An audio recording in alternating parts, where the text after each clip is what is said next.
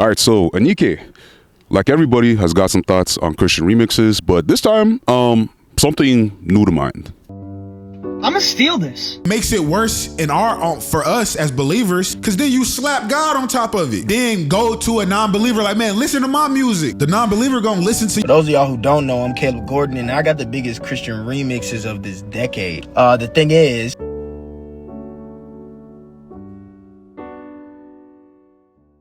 What is up, guys? We are back with another video, man. And to kick off kind of just this spring, we're going to be pushing out a bunch of videos because we got a big summer ahead, a lot of stuff on the back end that I'm going to be pushing out later on in the spring summer. So we're just going to get right into it. I also want to say that if you already haven't watched it, I have a collab video with Kate and Jordan, who recently signed to Aliens Alive, a new Christian hip hop label out there in Florida. You definitely want to check it out, and you definitely want to check out who he is as an artist and a new album that he has coming out soon that he's been working on that I got a chance to listen to a bit in the studio. So definitely check that out. I'll link the description below, and if you want to, you can also see my time in Florida just doing some stuff for the CHH documentary and everything. I got to hang out with Jordan and hang out with other people and just explore Rodney's studio and everything. So definitely do check that out. Everything will be in the description below, but we're gonna get right into this video. Anike had my head turning a bit. She had kind of just my brain going with a video clip that I saw when she was on the John and Dill's podcast. Someone said, what's something I see new CHH artists doing that they should stop doing? I think don't use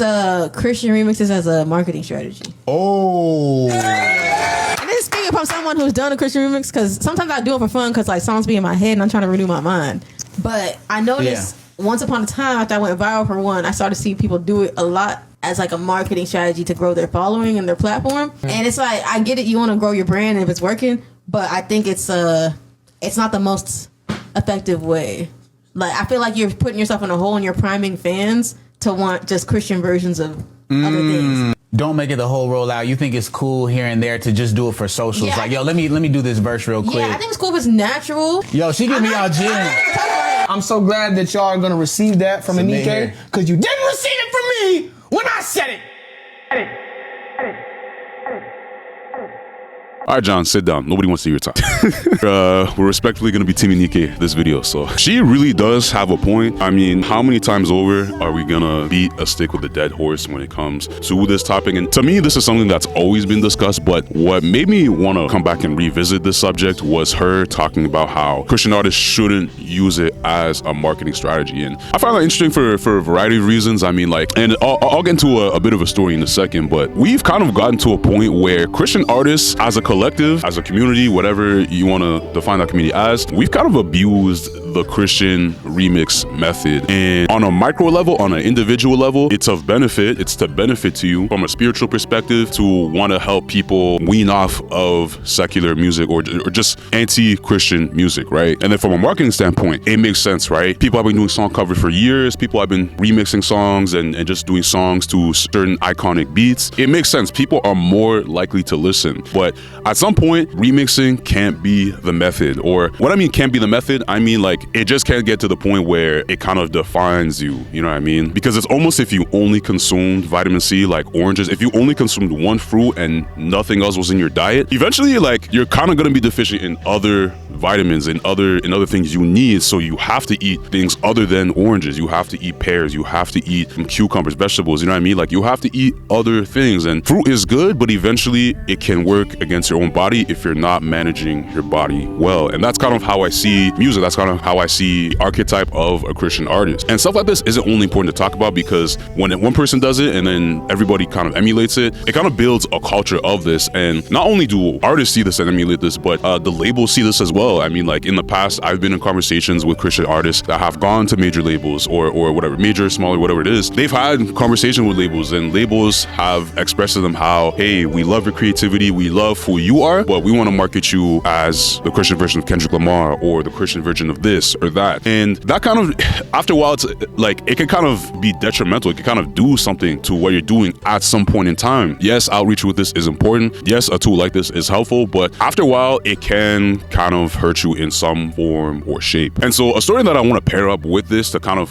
further explain this more. You guys know the rapper Dax, the burger music guy or whatever you guys want to call him. Gen Z kind of got a chokehold on him, so that's basically what he's known for as, but it's whatever. So I actually used to grow up around Dax. I used to go to YMCA every day, and Dax was always in the gym. Dax was always shooting, right? Sometimes I would shoot with him, but I remember the thing with Dax is that he was always super dedicated, and I got to see, well, schools I got to see like the come up, the start to where he is now as a rapper and everything. But I remember how Dax got on, how Dax basically generated a platform for himself to where he's a sustainable artist. I mean, like at one point he was doing like YouTube remixes. He actually came up off of that, especially like somewhere around 2016. I think at the time he was making a remix of Hilly Clinton or whatever. But anyways, in 2016 he started doing remixes. He was trying any and everything. He tried to stand at remixes and it worked out for him. And basically for the mid to late part of the 2020s, that's pretty much all he was doing, right? Until eventually he didn't need it, and then I mean now he rarely does remixes. And so the thing about that is that at some point he eventually got off of that and then he made his own songs. And I really tell the story to let you guys know that even though remixes are a marketing strategy,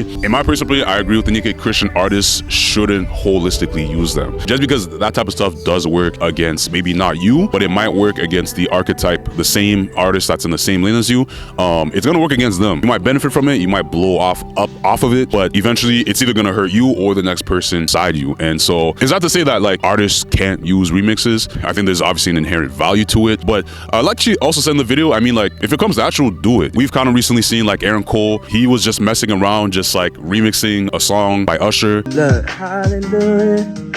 Salvation and glory. And he decided to get a sample clearance on it, and which is a whole other thing, but he used that and it kind of came natural, right? And so that's kind of what I'm saying. It's like I think a regular artist can use remixes as a marketing strategy, but you as a Christian artist, I think you should be aware that that's not always going to work for you. I hope I'm making sense. And to be honest, you know what? We don't even have to take a look at it from the lens of a Christian artist. We could just take a look at a regular secular artist, and eventually like stuff like that can work against them too. Like when I look at something else like sampling, this is in my opinion today that sampling is kind of overfried and overcooked. Personally, we gotta blow the whole thing up. If we gotta throw the whole thing away, simply because I feel like we're just letting anybody and everybody just take a sample and just kind of ride off of the significance of the sample rather than you flipping it and actually being creative with the sample. I think we gotta go back to that. We gotta go back to gatekeeping. I'm not gonna lie. But I feel like there's such an oversaturation with producers using samplings and not really flipping it in a creative way that the song becomes kind of all too familiar to what the original was. And so when there's this oversaturation of people kind of biting and copying the original work of somebody else, it's kind of like after a while the song doesn't mean much to me. I don't know. But that's like one example I would throw. And I think another thing is that I think doing a lot of this stuff, oftentimes, I think it kind of gives people a free pass to basically dunk on Christian music. Eric had a clip from a few months ago talk about how it's easy to dunk on Christian hip hop. And I think that's kind of partly one of the reasons why. I think it kind of just gives people like an open lane, an open layup to kind of dunk on Christian artists. Because personally, I'm also the opinion if a regular artist did this, they wouldn't have as much of an accusation if they were accused of doing this. And so it kind of gives like secular artists, to be honest, in my opinion, like a wide open lane. And at that point, it's kind of like, why would you give free points to a secular artist doing that? You know what I mean? Because people that make secular music, they are prone to some type of comparison, or just every artist. We could put every artist on the table. Every artist is prone to some type of comparison at some point in particular. But what I typically find with Christian artists, if it's especially outside of worship, an artist that wants to be expansive and I don't know, get into a different genre outside of worship, like Christian rock or Christian EDM or whatever it is, Christian R&B. I find that if an artist wants to try something outside of the lane of worship, it's really often hard to do so because somebody at some point will come in and they'll throw some type of comparison to that artist, and they'll do so in an unfair and I guess like sort of bad faith manner. And even with Caleb Gordon, even he went out of his way to make a video just talk about how Christian remixes just aren't beneficial after a certain point. And I don't think people give him enough credit for coming out and apologizing for all that stuff that happened with UMG and everything. But it's like, hey, people are humans and they have to learn from the errors of their ways. Like, man, like one artist in particular I was watching the other day, I like his stuff. All right, this is All In by Rice. All in, important. I'm finally me, standing regardless of comments. I'm finding my peace. So far? It feels like da-da-da-da-da. Yeah, this is no big deal special. It feels like And I was hearing his stuff and I'm like, he has his own sound, he has his own personality as an artist, and he's a Christian artist, so it's an opportunity for people to, you know, find something new and refreshing. He's got some great stuff. And then I'm listening to it, and then on the way, there's some tones and influence of Chance the Rapper, but coming out of it, I didn't get the sense that this was an artist that's doing a remix or that's copying another artist. I got the sense that, hey, he's got some influences of like Chance the Rapper, which I feel like that's as far as it should go when it comes to comparing another artist. That, hey, he's got some influences of, you know, Kanye or this, or I could tell he was inspired by this artist growing up. I feel like that's the furthest it should really go for Christian artists. And going to the comments, I saw a bit of that, but the reception on this guy's song was generally positive. It wasn't like people were saying it was a copy of Chance the Rapper. It kind of just seemed like it was inspired a bit by Chance. But that's an example I use. Even think from a content creation standpoint, I hope I'm not just talking as if I'm on some kind of high horse like myself and others. It is really hard to kind of get a come up, you could say, and kind of just like gain traction and gain followers, and just build some sort of audience, right? A pit trap that content creators can't fall into is falling too much into the sensational aspects of a story, right? Just sensationalizing a story to get clicks and views. I'm pretty sure you guys probably see it all the time, right? So for us, it can be kind of the same thing too in a way, but eventually you get to the point where you realize that at some point, the person matters more than the story, you know what I mean? Your audience matters more than the story, and defining your content and who you are as yourself, that matters to some aspect. So at some point, you can't always market yourself through drama and sensational headlines and all that, right? I don't know. I think I'm going too long. All that to say, even though Nike does express that Christian artists shouldn't use Christian remixes, you shouldn't really make it your whole thing, she also says to not discount using them to some effect. Have fun with it, let it be natural, but don't lean onto it too much, kind of like a wobbly tree, you know what I mean? Even if it works, even if it works and you get all the streams and you get checks or whatever, it's not fulfilling.